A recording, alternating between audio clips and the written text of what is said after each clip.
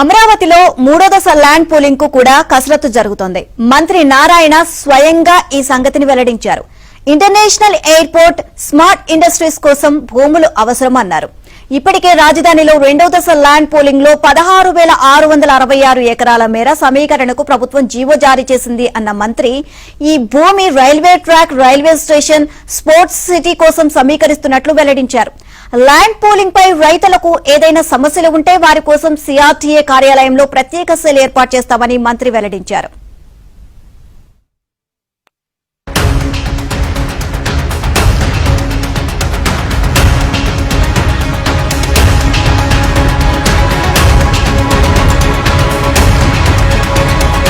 అంతర్జాతీయ విమానాశ్రయం, smart industrial hub కోసం మరింత భూ సమీకరణ చేయాల్సిన అనివార్యత ఉంది. దీనికోసం అధికారులు ప్రత్యేక కసరత్తు ప్రారంభించారు. అధికారుల నివేదిక తర్వాత ప్రభుత్వం నిర్ణయం తీసుకుంటుంది. రాజధాని అమరావతిలో 30% గ్రీన్, బ్లూ సిటీ ఏర్పాటు చేయాలని సీఎం చంద్రబాబు ఆదేశించారు.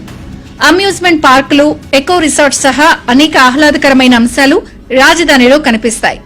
రాజధానిలో జరిగే నిర్మాణాలు, రోడ్డు పనులతో పాటే పచ్చదనం అభివృద్ది చెందుతుంది.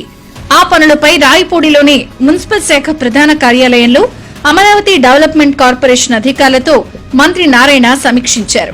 అంటే ఇప్పుడు యాక్చువల్ గా ఇప్పుడు ఏదైతే మనం 16,667 ఎకరాలు అనౌన్స్ చేశామో దాంట్లో మనకు వచ్చేది ఏంటంటే రైల్వే ట్రాక్, రైల్వే స్టేషన్ వస్తుంది, ఇన్నర్ రింగ్ రోడ్ వస్తుంది, స్పోర్ట్స్ సిటీ వస్తుంది.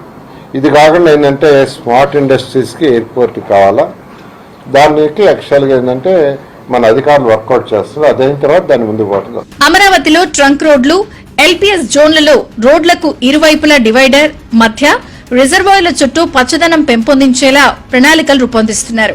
217 చదరపు కిలోమీటర్ల మాస్టర్ ప్లాన్ లో బ్లూ అండ్ గ్రీన్ కు 30% కేటాయిస్తారు.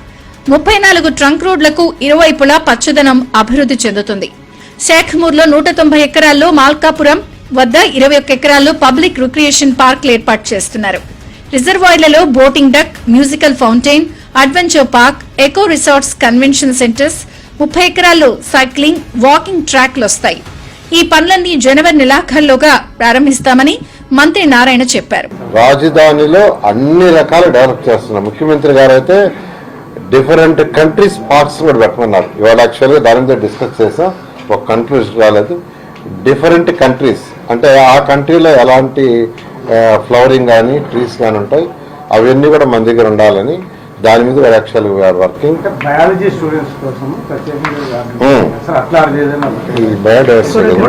ఈ బయోడైవర్సిటీ పార్క్ లో 200 ఎకరాల్లో పెడుతున్నాం. మీరు ఏదైతే అడిగారో 200 acres లో అది కూరగాయలు. యాక్చువల్ గా దాన్ని కూడా ఇవాళ డిస్కస్ చేశాం. రైతుల ప్లాట్ల రిజిస్ట్రేషన్లు వేగవంతం చేస్తున్నామని మంత్రి నారాయణ వెల్లడించారు. రాజధానికి భూములిచ్చి ప్లాట్లు పొందిన రైతులను వెంటనే రిజిస్ట్రేషన్లు చేసుకోవాలని ఫోన్ల ద్వారా సమాచారం ఇస్తున్నారు. మొత్తం 29,233 మంది రైతులకు 69,421 ప్లాట్లు కేటాయించారు.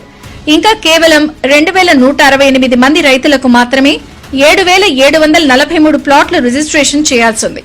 అలాగే లంక అసైన్డ్ ప్లాట్లకు సంబంధించి ఇంకా 157 మంది రైతులకు 295 ప్లాట్లు రిజిస్ట్రేషన్ చేయాల్సిందని మంత్రి నారాయణ చెప్పారు.